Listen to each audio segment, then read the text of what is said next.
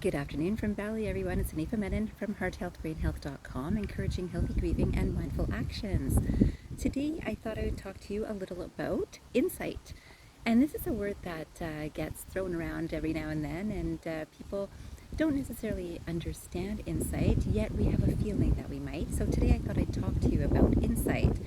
And I thought I'd start with this quotation, which is by Milton Erickson, and it says, "Change will lead to insight far more often than insight will lead to change." Change will lead to insight far more often than insight will lead to change.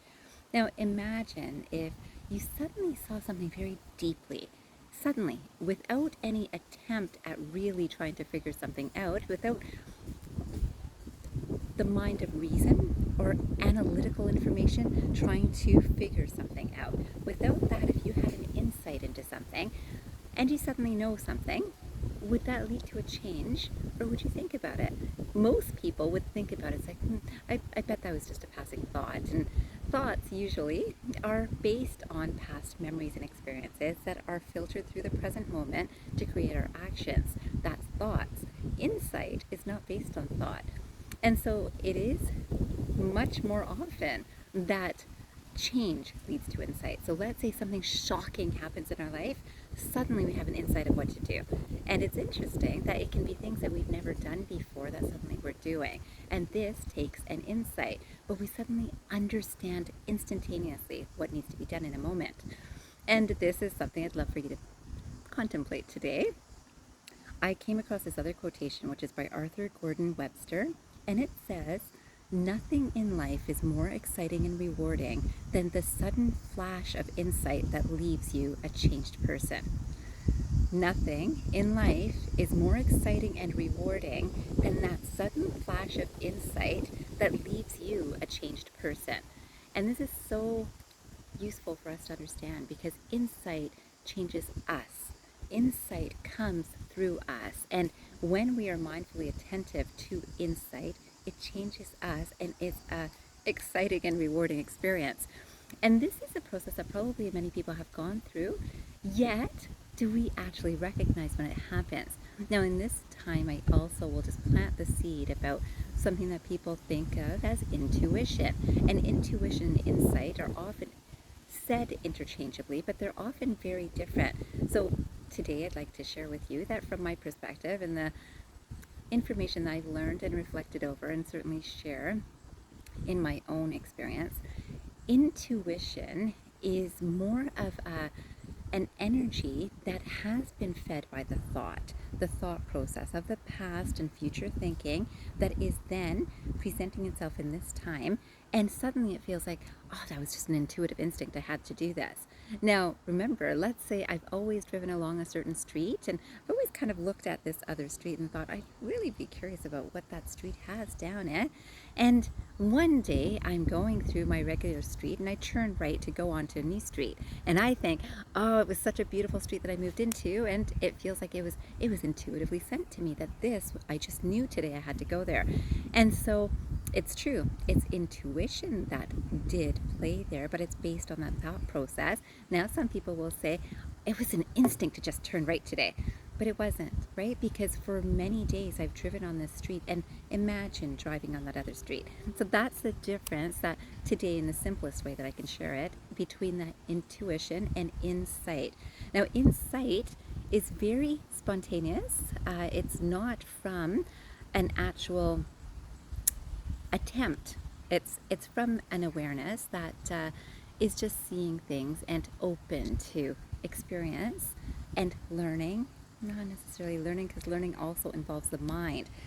Open to what is. And this leads to insight. Now, many of us can have an insight about an experience that we're having.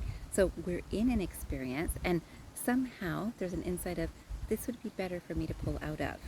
And sometimes, many times, people know that they've got that initial insight, and yet they stay in the situation longer and longer and longer.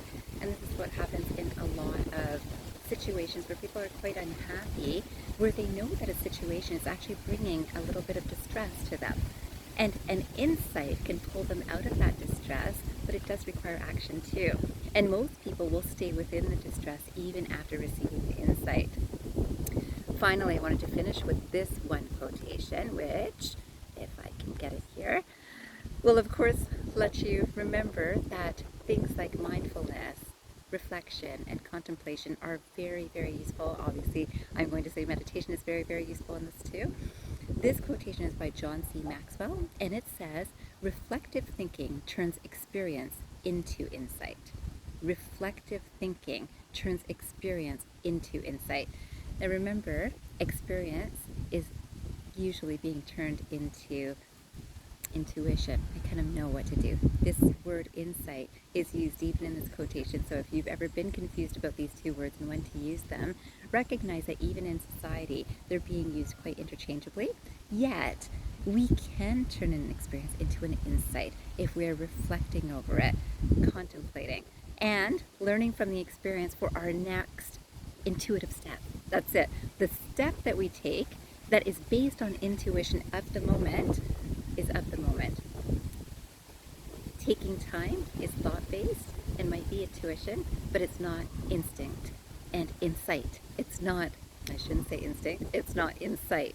So today, if I can focus on insight to finish this video, remember that insight happens very clearly. There's something that I came across that I will end this video on that I thought would be very useful to a lot of people, because of course a lot of things are medicalized in our world and we like to look at little details like what makes insight insight, and I came across something that might be interesting. And first of all, what is important for the judging criteria, as this source says, for insight is it must be interesting. Insight must be interesting, specifically something that you don't already know. So insight is something you don't already know. It's worth knowing, so it actually has value to ourselves, our movement, our action, our peace, anything that is actually valuable to us, ourselves. This could even be just about how to do a job better, about how to do a job, period. Okay, so that insight. And then it's demonstrably true. So this is something that is evidence-based. Insight is evidence-based. Like you actually see evidence. It's not an opinion or a point of view. The guy might think this thing is not good, this person is not good, this situation is not good, but it's evidence-based that leads to that insight.